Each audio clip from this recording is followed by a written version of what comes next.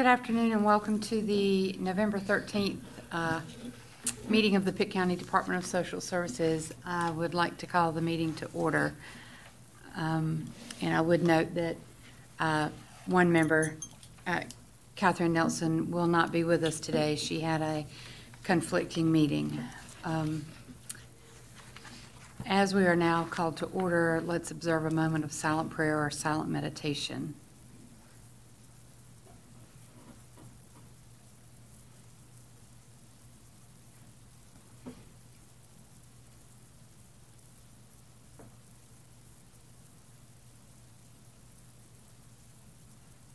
Amen. No public comments according to our clerk, so it would be in order to ask for any revisions to the agenda, and if there are none, move to adopt it as presented. So it's been moved. And I'll second that. All right, so we have a motion and a second to adopt the agenda as presented. All those in favor, let it be known by saying aye. Aye. And in your agenda package, you had the minutes from our October meeting. Are there any changes needed to those minutes? Then it would be in order to have a motion to adopt the minutes from the October meeting. So moved. I second. Okay, so it's been moved and seconded to adopt the minutes as presented from our October 2018 meeting. All those in favor, let it be known by saying aye. Aye.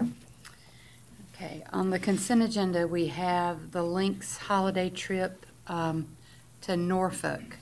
As per past board action, anytime the staff take the Lynx kids on a trip out of state, they have to make the board aware. So, Ms. Chairman. Yes, ma'am. I move that we approve this trip. Is there a second? Second. Okay, all those in favor of approving the Lynx trip, let it be known by saying aye. Aye.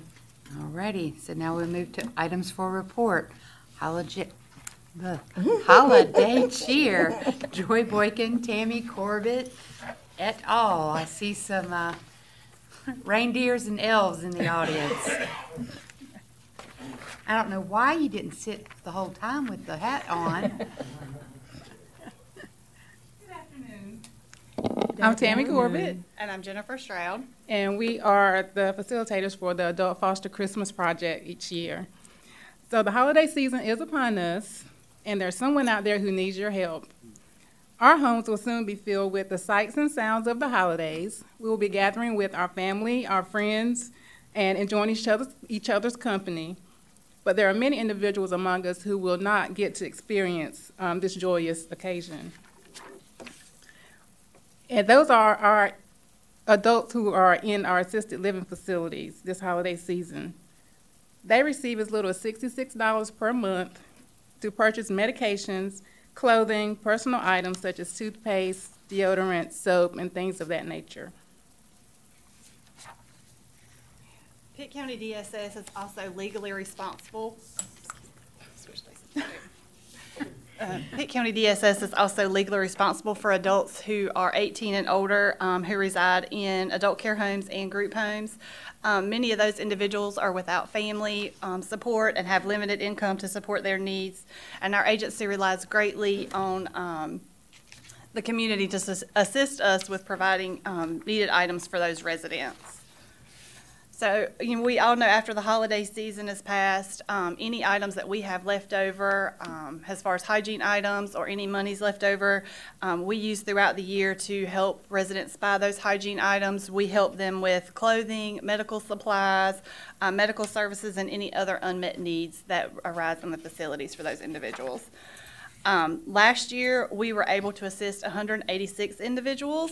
Our list this year is already at 231 adults who are in need of sponsors. So if you can spread the word with the community, any of your friends, social groups, churches that would be willing to sponsor this often forgotten and underserved population, we would appreciate it. So if you're asking yourself, what can we do to help? You can sponsor an individual. We have lots of wish lists ready, and we're working on typing them up and ready to be sent out to folks. Get a group together. You can sponsor a group of individuals at a facility. You can go visit those individuals at the facility. Social groups can provide stuff. A lot of the folks in our facilities don't have visitors, so Tammy and I are like their social visits a lot of times. So anybody that wants to go visit and help sponsor a individual, that would be great. You can purchase general items, socks, hygiene items, body wash, shampoo, deodorant, Fix-A-Dent, Effort-Dent. Any of those types of things are things that we can use in any of our facilities, and any monetary donations to help us fill in those gaps. So those folks that aren't sponsored, that we can go out and shop for them so that they can get those things. So the monetary donations for this project can be mailed to Pitt County Department of Social Services at 1717 West 5th Street in Greenville to 7834 to the attention of the adult foster care. And if you or your group are interested in sponsoring an adult this Christmas or have any questions about how you may help the adults this holiday season, you can contact me, Tammy Corbett, at 902-1201, Jennifer Stroud at 902-1257, or Sharon Alexander at 902-1240. And we thank you for your continued support of this adult foster project. And we do look like this when we go and deliver all the gifts at Christmas. Folks love it. Thank you. Are there any questions? Thank you. Very festive.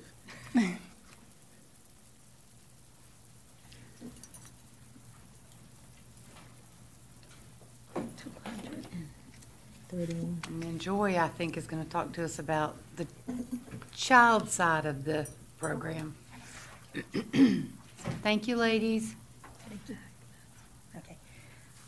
Good afternoon. How is everybody doing? Fine, thank you. I'm here to talk to you about Holiday Cheer, and this is a long-standing program at Pitt County DSS, and this year we are trying to serve the needs of 221 children. The Pitt County Department of Social Services is in the midst right now of making Christmas plans for the foster children whom we have legal custody of. We must rely on donations from generous citizens like you to be sure that each of these children will receive a happy visit from Santa and have a good holiday. Currently, we do have, and this is actually increased because this was like last week I did this, we have 221 youth the agency will be responsible for regarding Holiday Cheer. That does include that group that we have recently started serving, that 18 to 21 group that have opted to remain in school or working a certain amount of hours so that they can remain in the extended foster care.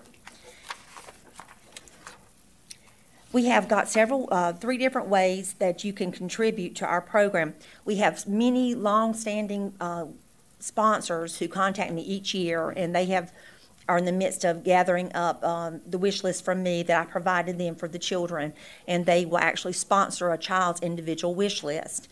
And then there's other ways that you can contribute. You can also do a financial contribution, because we do try to get gift cards for our 13 and older group because they like to shop on their own and pick out their own items. And then the other way is that people are doing generic new toy drives so that we can supplement if we don't have enough sponsors for the children and actually provide a Santa bag for them with new toys. So if you want to make contributions, you make those contributions to Pitt County Department of Social Services at our address listed on the screen, and you make it to the attention of the Foster Care Special Needs and Holiday Fund.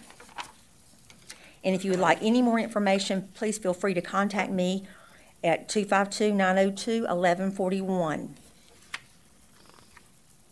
And we do hope that we thank our partners for contributing over the years and for sharing the true meaning of giving with our children. Thank you. Any questions? Joy, please let folks know what the deadline, and I expect it's very similar for the adults too. Well, I'm asking that for sponsors who are actually receiving these wish lists from me for the children, that to try to get them here by the latest by December 17th. That's a Monday, so that I can give them to the assigned social worker so they can give the gifts out to the children, the foster families. And also the financial contributions, we actually would like them to be in sooner, like the first week of December, as we look to see how many donations we have and can decide on the gift card amount for our teens. Thank you. Thank you. And thank you for your hard work as you pull this off for hundreds each and every year. Low-Income Energy Assistance Program, Brian Averett.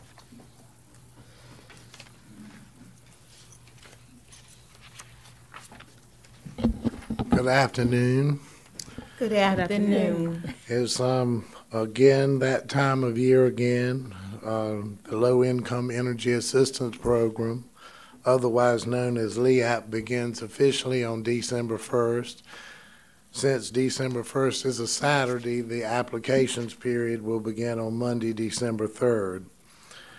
This program is an annual program which assists low-income households with heating expenses, and a one-time vendor payment is made to the individual's utility account. And the allotment amount is based on the household size and the household's income. So payments are made directly to the utility providers for this program.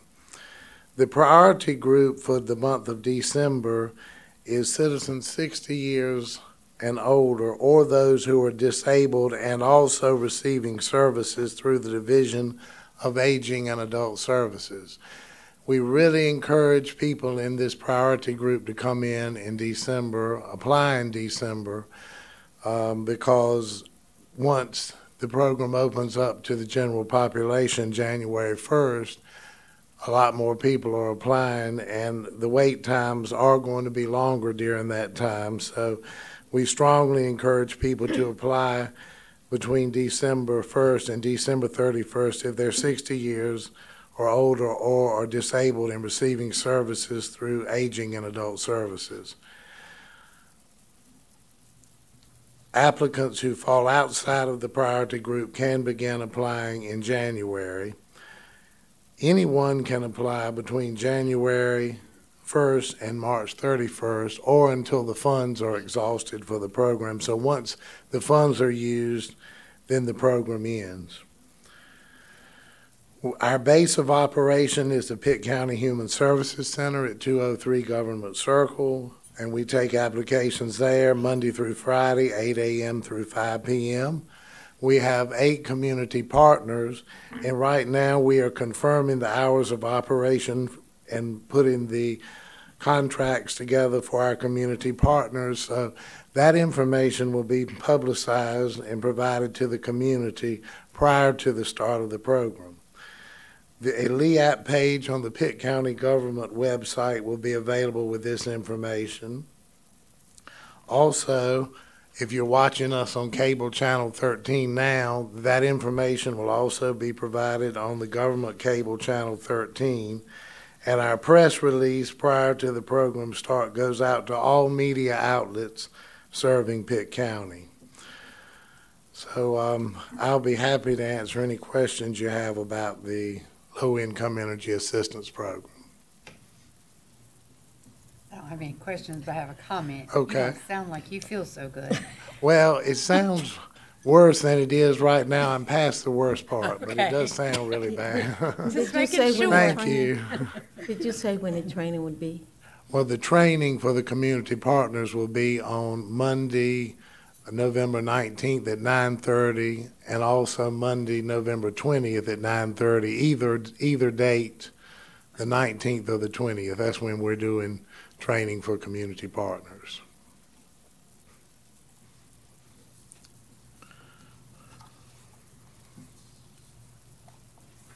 Any other questions?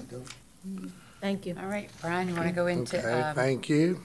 Affordable Care Act enrollment? It's also time for people wanting to enroll in health care plans with the Affordable Care Act to enroll. It's open enrollment. It began November 1st and it runs through December 15th. And for our area, Access East, which is a nonprofit agency, the offices are located at the Stanton Square Shopping Center on Stantonsburg Road.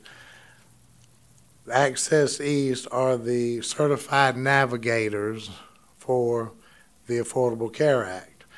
The telephone number at Access East to arrange an appointment to talk with a navigator is 252-847-3027. It's highly recommended that if you're interested in working with somebody at Access East, that you make an appointment to look at the plans and get enrolled in the plan that's best for you. DSS has a role in this process, and the DSS role is to evaluate applications for Medicaid that we receive electronically through the marketplace.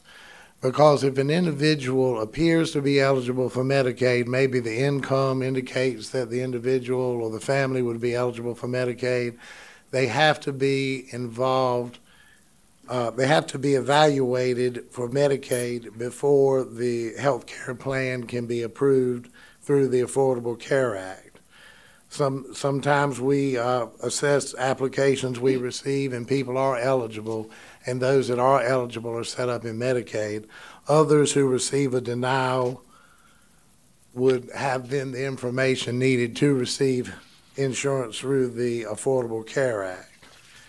We have a temporary part-time employee that works during this time of year with us to do those assessments because there is an increase in our Medicaid applications during this time because of the evaluations we have to do for Medicaid. So we just encourage everyone, get the word out that December 15th is the deadline, and everyone must be enrolled during that time to be able to receive benefits during the plan year beginning January 1st. Right, so if somebody's applying, and do they know at that point whether they may be eligible for Medicaid as they apply initially? Or does that come later on? Or what point? Well, what happens is they'll apply. They may go online and apply through the healthcare.gov website. They may do it on their own. Correct. They put their information in, and once that information is obtained, if it appears, is screened, if it appears that they might qualify or have someone that qualifies for Medicaid, those then come to the counties, states and the counties to be evaluated to determine if they are eligible. So those enrollments are on hold until a determination is made whether they're eligible for Medicaid or not. I guess the question is, at that point, when they're applying, does the screen say may be eligible for Medicaid? Are they aware that they may be eligible for Medicaid at that point? Sometimes when we've contacted them, they don't fully understand that they're being forwarded to be evaluated for Medicaid. They don't realize that that's part of the process. Okay. We do have this information on the website, both the counties, for the county, and it also has the link to Access East. So I know folks could go there if they want to get that information on how to contact Access East. Because it's a very confusing process, I think, for lots of folks, so having a navigator is helpful. Any other questions? All right, Brian, I think you're off the hook now. Thank you. And it's Jan's turn with the annual report. Okay, let's see if I can work the clicker. Okay, this is the time of year we try to get out an annual report, and this year we're not going to review everything that is in the booklet, but we will run through some of the slides. I have, if anybody wants to take some with them to hand out, they're on the table over there, and you can get some as you leave to take out. We will be putting these out in the community. We put some at the library, thanks to Brian last year. We'll get them in a variety of places. All the staff will have one. So our goal, certainly as an agency, is to do our part to help Pitt County be a safer, healthier, and better place for us all. And one of our roles is to help lift people out of poverty with our financial supports, because when you add what we provide and their wages or their other income, sometimes you can lift them beyond the poverty line. We certainly are about protecting those who are abused or neglected. or exploited, and that, of course, is defined by the general statutes. And certainly, this is just a snapshot of the agency. All right. Now, here comes the fun part. I don't think I can click from here, actually. You may have to do it for me.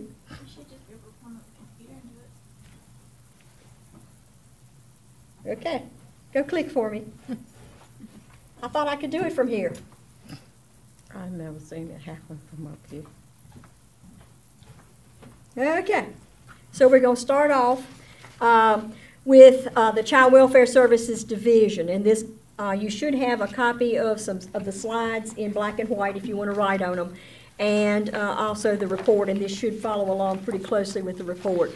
The three primary divisions in Child Welfare Services, of course, are Child Protective Services, Child In-Home Services, and Foster Care and Adoption. So we're going to go first with Child Protective Services. Okay. So if you look at this, you see a chart that shows with green being North Carolina and the red being Pitt County. You can see that Pitt County is experiencing an increased need to investigate child abuse and neglect, and our increase has been greater than that of the state. Although we're starting to trend down, but still it's been greater than the state for a period of time now.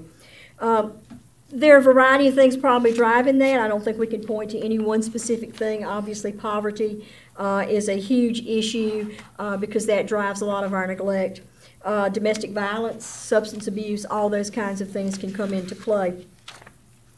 This past year, we implemented the plan of safe care for our infants, which means that if you are born at the local hospital and you test positive for drugs, whether it's prescription drugs or any type of drug, then the hospital will refer you to this agency for us to try and put services in place if needed.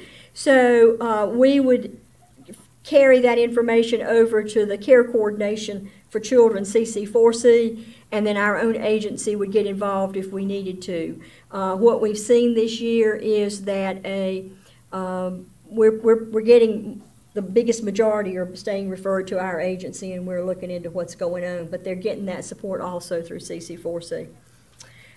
Work is being done by Teddy Bear to build a more resilient community, and of course the Community Child Protection Team and the Partnership for Children are looking at how we can develop a plan to maybe prevent child abuse in Pitt County so that we can become a community where children do thrive. So that is what's going on with Child Protective Services. There's another slide that goes along with this if Susan will click that. We are finding also a higher number that are in need of protection after we actually do the initial assessment. So I'm not going to spend a lot of time on that. It does, it is the children that were abused, neglected, or found to be dependent.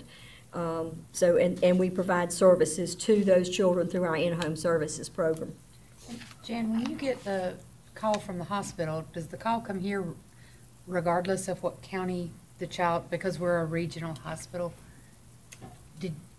It will go to the county where the child resides. Yes. But then do they ask you to go over and do the investigation? Frequently, we might have to go do that if they screen it in as a courtesy. We do a lot of courtesy work for other counties at the hospital. And does that have any impact in these numbers once they get reported? It would not be reflected in those numbers because that's going to be reflected in the county of residence. Okay. Just want to make sure. Jan, are all babies tested? Yes, ma'am. Okay. That's automatic now. And a lot of the babies, mom's own a medication. She's using the medication properly. We may not get involved in those cases, but that mom may need some help through CC4C or some other ways to kind of support her, depending on the degree of impact.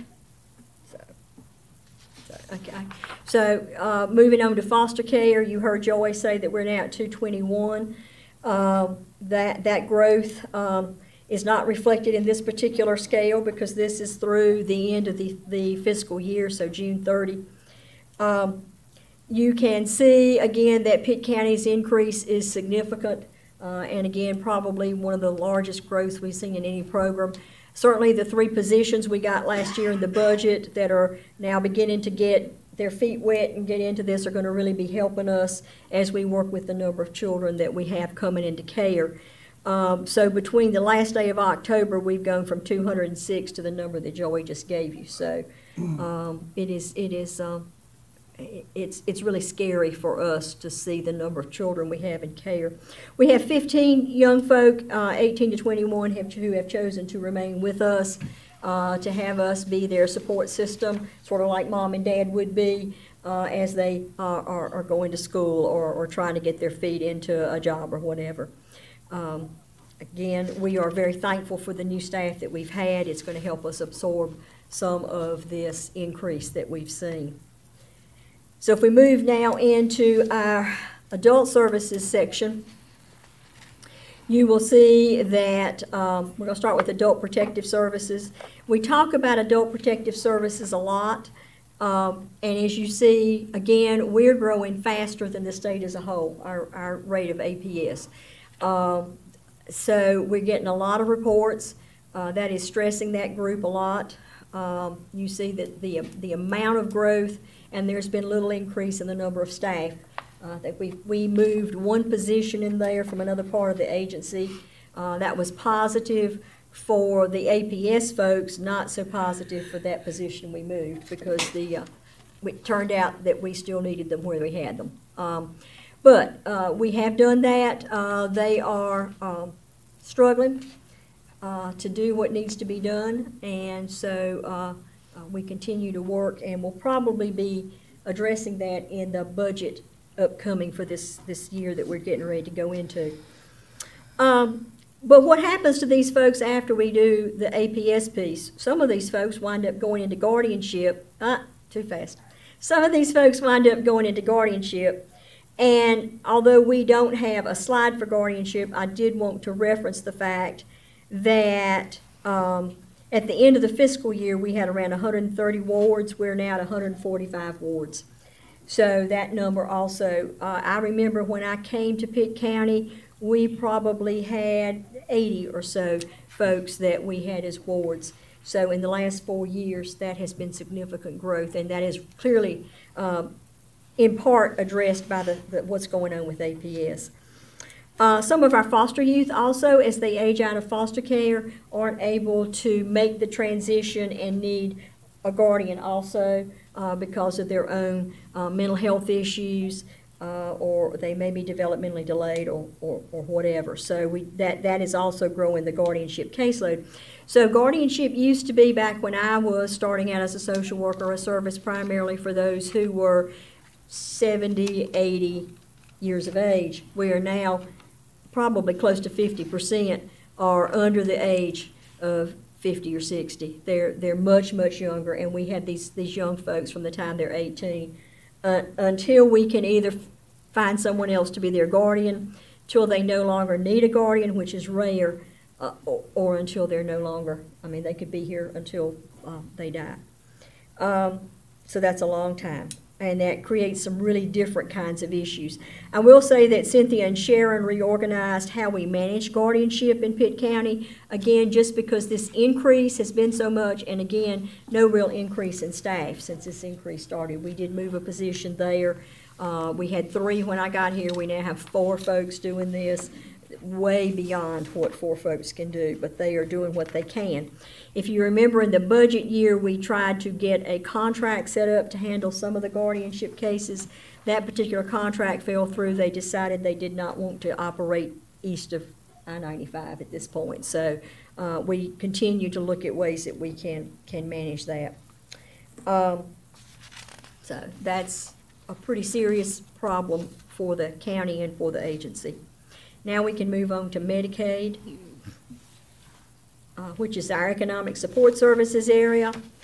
With Medicaid, the slide for Medicaid, you will see it's a slide we've used before. The numbers don't change a whole lot, but what I do want to point out is that, again, about a fourth of Pitt counties, and nationwide, and Pitt falls right into that, about a fourth of the Medicaid enrollees are elderly and disabled, and they drive over half of the cost for Medicaid.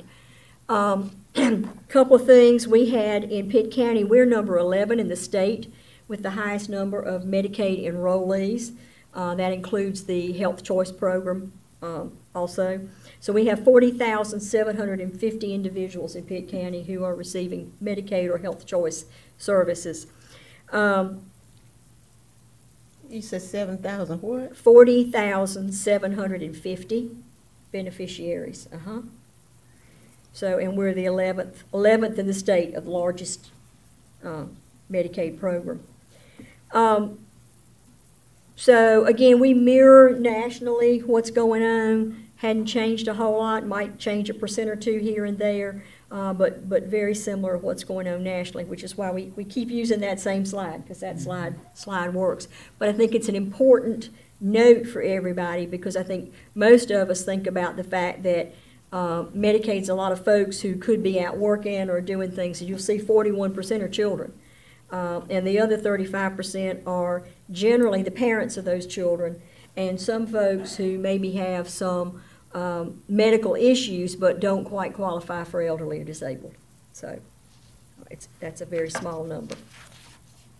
If we move to food stamps, and certainly stop me if you've got any questions. If we move to food nutrition services, or food stamps, as I'm going to call it for the rest of my life, we have about 15,000 families that we serve annually each month, and as you can see, about 50% of those families are either over the age of 65 or under the age of 18. Again, those folks that are 18 to 64, a lot of them have some income. They may be working. Some are taking care of young children. As you see, we have a fair number under the age of 5, and we don't have a lot of daycare services. The median benefit in Pitt County per household is about $192 a month. Obviously, we have some who get a lot more than that, and some who get $16. So that's the median. Our employment program, and I'm going to talk about that here as opposed to later. Our employment program, particularly in the food stamp area, has been focused on those that are working age. And in this fiscal year, the 2018 fiscal year, 404 folks received employment services, to include things like job search, job retention, because we had folks working, educational training, and other types of services. Some received employment, got employment. And one of the educational things has to do, I know y'all met Kurt when he came and presented to us that we have at Pitt Community College now, who's working with folks to try and help them transition and stay in school and get skills that they need in order to be employed. So I think that's an important service for our food and nutrition clients. So if we go now to Work First,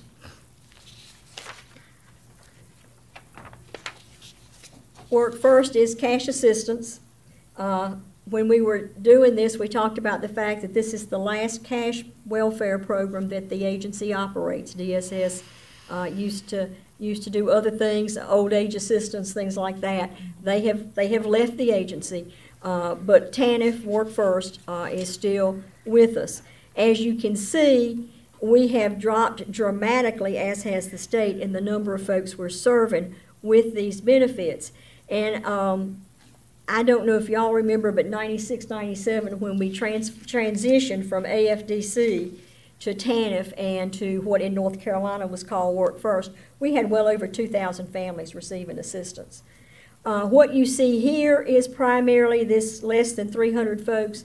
Primarily we're talking about a few parents who still have children at home that we're providing cash assistance to, but the bulk of the folks that are receiving TANF benefits now are children residing with relatives, and the relatives receive nothing. It's just the children receiving the money to support those children because their parents are not available for some reason. They could be incarcerated, they could be deceased, they could be a variety of things. So significantly fewer folks than were there before. We also do an employment program for the parents of these young folk if they're in the home, and the same staff that do the food stamp employment program also work together to get this done too. So now if we move to our Family Support Services Division,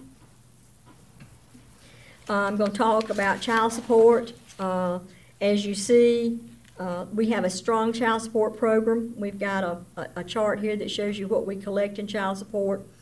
I can tell you that we continue to perform above the regional average in all areas, just about every time I look at any of the charts. And we are a strong performer compared to other counties in the state. So child support is doing really well in Pitt County. We're getting children served. We're getting child support orders established. And that's the purpose of the program, to support those children. Other services in our family support area, obviously, are the crisis program, which is the SIP program, helping folks with their electric bills or whatever heating or cooling source they have. We've already talked about the employment programs. And child care, I spent a fair amount talking with y'all about it at other points, so I'm not going to belabor those, but there are some things in the annual report about some of that. So the next slide we have is just a reminder for everybody that we bring a lot of federal and state funds, primarily federal funds, back to Pitt County that circulate in the local economy. It's about $1/3 of $1 billion comes back into Pitt County through the work that this agency does. Those are things like Medicaid, food assistance, child care, child support, special assistance for those folks in the adult care homes, and all the other programs that we operate. So it is a large economic impact on the county. And then the final two slides speak to some of the highlights this past year about what we've done in the agency, just a few of the things that we think were important to mention. The strategic plan, the permanency roundtables, the Foster Parent Association, the fact that 93% of our high school students graduated this year, and the work that we're doing with the college and with the Partnership for Children are just some of the highlights that we wanted to point out. Then if you go to the challenges that we are facing, and we're going to talk about some of these later on in the director's report, House Bill 630 is all of that implementation of legislative mandates, the performance goals, the social services working group, what they're doing with regionalization, the child welfare evaluation, Center for Support of Families report. The other things that are not part of House Bill 630 are the Medicaid managed care, increased financial liability for the erroneously approved Medicaid services, and then NC Fast for Child Welfare still is out there on the horizon. We now believe we will go live in September. That date keeps moving. Mm-hmm. So we got, because of the hurricane, we were supposed to go live the first of the year. That was the most recent date, but because of the hurricane, they flipped the east and the west, and so we will go in September, just in time for the next hurricane season, right, which is what we pointed out to the group, but they said you got to go sometime. So anyway, so that is still on the horizon for staff. So that is sort of a brief overview of our annual report for this year. Don't know if you've got any questions. I will be doing this presentation for the commissioners. May focus on a few additional things there because they will be new commissioners this year coming on board and don't know much about us. Anybody got any questions? And again, I welcome you to take copies of this with you to hand out anywhere you might like to. I have 500 copies downstairs, but I didn't bring that many up here. So if anybody wants to take any. This will be provided to all the other department heads too, because got to thinking I need to communicate more. In fact, all the county department heads got information about Christmas cheer. So, and I do, you know, the county departments also help with DSNAP, so they're definitely getting involved with helping in a variety of ways. Some departments may sponsor an adult or sponsor a child for you. That's right, they might. So, if you've got no questions on this. I think it looked like a great report. I do too. Mm-hmm. Thank you. Okay, you ready to move into the director's report? Yes, ma'am. Let's talk about Medicaid transformation. Medicaid transformation, which is for all practical purposes managed care, was approved by the federal folks in at the division on October the 19th. We have official approval to move forward. I did send you all in your packet, or you will see in your packet, the demonstration waiver information. It starts on page 15 and runs through page 24. So you can kind of see, I'm not going to cover all that with you, but you can kind of see kind of what got approved and what didn't get approved, because a few things are still being discussed. The social determinants of health, which was a big piece of the plan for North Carolina, now has a new name. It's called Healthy Opportunities. So I'm trying to keep up with the language here, and some days it's difficult. They are proposing pilot programs for healthy opportunities, as I read all this information, in 2 to 4 regions. And they would work with the managed care plans. And they want to identify cost-effective ways to deliver care. They want to focus on housing, food, transportation, employment, and interpersonal care. So I'm going to be interested to see, it's going to be a competitive procurement process for the lead pilot entities. So I'm going to be interested to see who this goes out to, if they're going to let DSSs bid, and whether we want to bid. I think there's a lot to be thought about from that standpoint. The enrollment brokers will begin their work with a mailing to beneficiaries on June the 3rd. And again, remember the enrollment broker was named, it is Maximus. There is a work group that's being established at the state level to include county DSSs, and we've suggested some folks from Pitt to be on that work group to think through the entire process of how the enrollment broker might interact with the departments and how we could work better together. And as you saw, some things certainly are still in discussion. So that was my quick overview of what's changed with the Medicaid transformation. The bids, you know, if you remember, for the provider-led entities and the prepaid health plans, I have to remember the language, those were all due back in October. So we will know who those will be probably sometime around February, I believe is what I told you the last time. I do know, based on some information that I got from another county in the east, they've had some communication from NC POP, which is going to be a provider-led, or is positioning themselves to be a provider-led entity, and that includes a lot of the major hospitals in the state, including Vidant. So I don't know if I know they bid apparently based on the fact they're out soliciting partnerships, but I don't know where they stand in that process. What's that called, Jan? NC POP, and I can't tell you what it stands for. Like POP, like a, or a popsicle, yeah. So, but it's the big hospitals in the state. And so my guess based on that, and there is a website, which I can forward to you guys if you're interested in looking at it, but my guess is that they're looking at a statewide proposal. We do know there's at least one entity, and I believe I mentioned this earlier, provider-led entity out of Virginia that is looking at operating in some of the regions. I don't know what their name is, don't know anything about them, and am assuming based on what I heard that they did go ahead and put forward a proposal or answer the proposal. And they would need to be in 2 or 3 regions, if you all remember my discussion before, in order to be financially viable.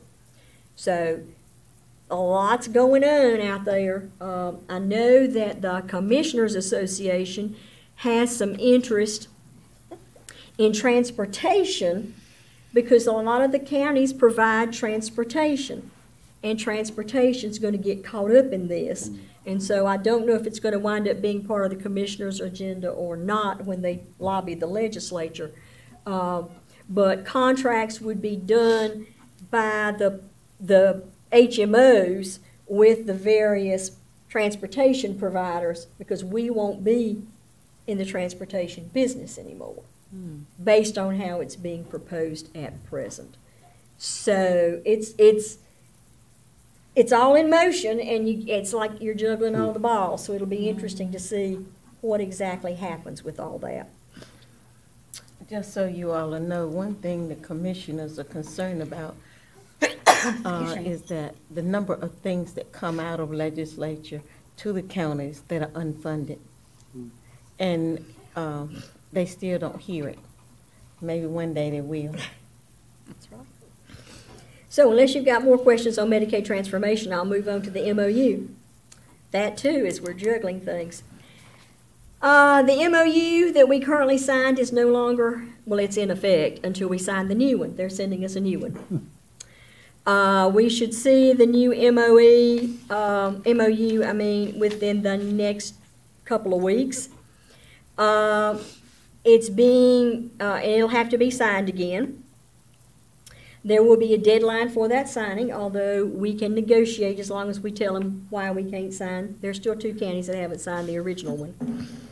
The evaluation and the corrective action plans will now be put off until July of 2019. That's hard for me to even say. For a variety of reasons, one of which, of course, is we're blaming it on the hurricanes. But in part, the hurricanes did sidetrack things because, one, counties were busy doing hurricane activities and not necessarily working to meet these data points. And the state was working to try and validate all the data and make sure they had all the reports correct and that kind of thing. So all that kind of got in the mix, and so that's part of the reason the data needs to be further evaluated. They are going to move 17 of the 26 outcomes that we're supposed to meet, or performance data that we're supposed to meet. 17 of those will go to growth measures. So they're going to look at our performance over a period of time and decide what is appropriate growth. And then they will set that to say, okay, if you're at 40%, and you've been consistently at 40%, then we're going to suggest that your growth maybe would go to 50% in the next year. I made that up. I have no clue what they'll do, but that kind of a growth measure would go into place. They're going to do that on 17 of the 26. Some of the measures will become annual measures, and that's an example of that would be the child support collection. There are going to be some child support goals that can only be met when you look at the annual performance. So they'll go annual. They found some errors in the measurements that they had originally put forward. So, for example, program integrity had to meet 100%. They realized that really wasn't what the federal requirement was. It was 90%. So they're going to back that back.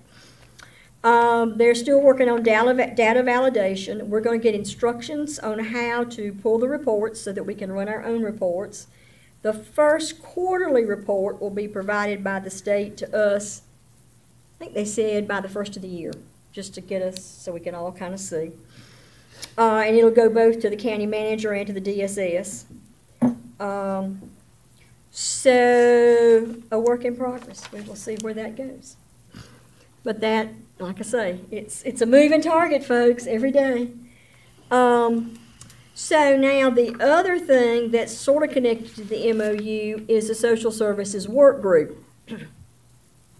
DHHS has to give a response to the legislature by November the 15th as to the recommendations of the Social Services Work Group regarding regionalization of state offices.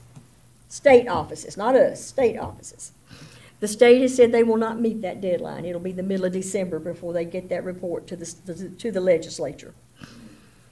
They also have to, DHHS also has to do a report to the legislature in response to the CSF report, the Center for Supportive Families, and all the recommendations that came out of there. So they're very busy doing all those things. The work group, the Social Services Work Group, is, for the last few months, has been looking at the county regionalization piece so that they could do pros and cons and work forward from there. At this point, they are focused more on the collaborative things that counties can do together and not so much on actually forcing county regionalization. And I guess one comment I would make is that the architect of a lot of this, for those of you who did not see the state elections, Tamara Berenger was defeated. So she will still be obviously on the work group until the end of December, which is when the report for the local regionalization is going to be written. And then I don't know how she will stay involved, but I'm certain she will stay involved some way or the other because this is such an important piece for her. But she was the author of this. she is in a position that she has to be appointed by the legislature to represent a specific part of the legislature, and she no longer will be a legislator. So I don't know what they'll wind up doing. But that's also something to watch and see what happens as a result of all that. So, questions? When I was in one of these commissioners' meetings, and questions went to her, she couldn't answer the questions that the commissioners had. And so, if the punishment is still going to be as they plan, with the holding and binding, that wouldn't be good. If you're talking about the fining and all that kind of stuff as a result of the MOU, or are you talking about the regionalization piece? Either one of them. Either one. Well, the MOU is in law and it's going to be moving forward. There may be some work done with the legislature to try and modify the MOU some, such as taking out the dollar penalties if you fail. Okay, if you fail, that might, that was a big concern. There is some interest at the DHHS level to try and get the legislature to at least move that piece and just have it be corrective action plans and that kind of thing. As far as the regionalization, county regionalization, it's so difficult financially to mandate that because of the cost allocation plans, the buildings people have built, there are just a lot of fiscal issues. So, not to mention other things like what happened with mental health and so on and so forth. So, collaboration looks to be something that folks really are interested in. There are a lot of examples of that going on in North Carolina now. And so, would that not be a better way to go? And so, the thinking is that although regionalization will be discussed, that there will be more recommendations focused on collaboration than on regionalization. So, it's going to be interesting to watch what goes on. And of course, we do have a short legislative session starting November 27th, I think, for this group that's currently in power to make some decisions about things. So, because when the new folks come in, there'll be a shift somewhat in that they won't be veto proof anymore. So, now, if you have no questions about that, I've already told you about NC Fast. We've still got P9 and P12. P12 would be the document management. P9 is the folks with fraud program integrity going into NC Fast. The modified manual in child welfare that Pitt County's been piloting over the last year continues to be on hold for statewide rollout because they haven't gotten it incorporated into NC Fast. But the requirements of that manual plus the NC Fast are probably going to push, even if caseloads didn't, push the need for additional staff because of the additional requirements that are there. So that's the regular topics. Anybody got any questions about those before I move to the quick things? Don't. Okay, Medicaid application processing. As you see, again, we passed. We did finally get the written confirmation that they approved our March request. So we have no months of failure at this point. So we are really pleased with what our staff are doing. They were playing catch-up, obviously, because of the hurricane, but we came out of this meeting all the requirements there for processing of Medicaid applications. And I understand we had 100 come in this morning between Medicaid and food stamps, and some of those were the ACA things coming through. So they're going to be really busy processing. Happy Tuesday. Yeah, happy Tuesday. As far as the vacancy report, you can see that November the 18th and 19th, we have a lot of people coming to work for us. We have more folks that we're in the process of interviewing and waiting on background checks. We've got 12 other positions that are very close to being filled. So we are, as long as people will quit leaving, we are good. Sharon Lock the Alexander has, never mind. I'm not supposed to say that yet. Okay, so we do have some other folks' retirements that are on the horizon. Several, one in crisis, one in services. So several folks are close to retiring for us, with us. One other thing I did want to mention very quickly was that we are getting ready to work with the Leadership Institute, a group that company that has a program around highly effective human service managers. And we will begin that in February. It's a 12-month program, and staff, all supervisors will be participating in this particular program. Things like leading with a vision, creating positive culture, maximizing staff commitment, just a variety of really positive kinds of things. Several other counties in North Carolina have done this program and feel it is really good for the agency. Will it be in-house or will they have to travel? It will be in-house. They're going to come here. There's a book that we'll be using. He provides a facilitator's guide, workbooks for the staff, and then, like I say, the book. We will meet monthly for about an hour and a half to talk about what was learned in that last reading, what the practice, those kinds of things. So it won't be a huge commitment of time, but it's going to be really focused. Would you have an extra set of books for us to look at? I can certainly share his book. Okay. Probably the other stuff is copyrighted. Okay. So, anyway.